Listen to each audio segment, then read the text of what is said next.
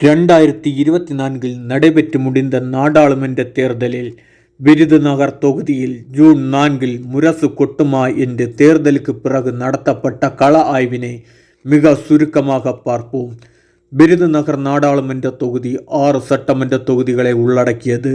காங்கிரஸ் கட்சி சார்பில் 2 முறை வெற்றி பெற்ற மாணிக்க தாக்கூர் போட்டியிடுகிறார்.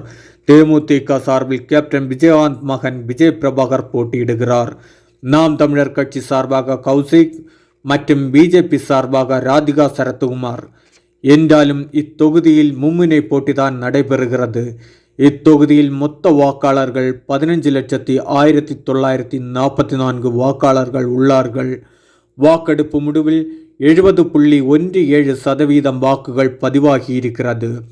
தொகுதிக்குள் நடத்தப்பட்ட கள ஆய்வில் கேப்டன் விஜயகாந்தின் மீதான அன்பு மற்றும் விஜய் பிரபாகரன் பரப்புரை மற்றும் அதிமுக கூட்டணியின் வாக்குகள் மற்றும் கட்சியினை நம்பாத மாற்று மக்களின் வாக்குகள் விஜய் பிரபாகரனுக்கு கிடைத்திருக்கிறது.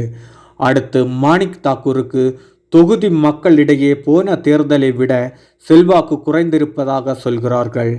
நாம் தமிழரை பொறுத்தவரையில் புதிய வாக்காளர்களின் ஒட்டுமொத்த வாக்குகளும் அத்துடன் போன தேர்தலை விட மக்களின் ஆதரவையும் கூடுதலாக பெற்றிருப்பதாக தொகுதிக்குள்ளே பார்க்க முடிகிறது.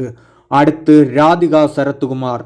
இவர்கள் கட்சியை பிஜேபியில் இணைத்து போட்டியிட்டதால் சொந்த கட்சி வாக்குகள் கிடைப்பதிலும் சிக்கல் இருக்கிறது.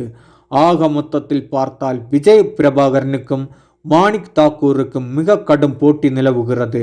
யார் வெற்றி பெற்றாலும் 2000-3000 வாக்கு வித்தியாசம் அல்லது அதற்கும் குறைவான வித்தியாசத்திலே வெற்றி பெறுவார்கள். கூடுதலாக விஜய் பிரபாகரனுக்கு வெற்றி வாய்ப்பு இருக்கிறது.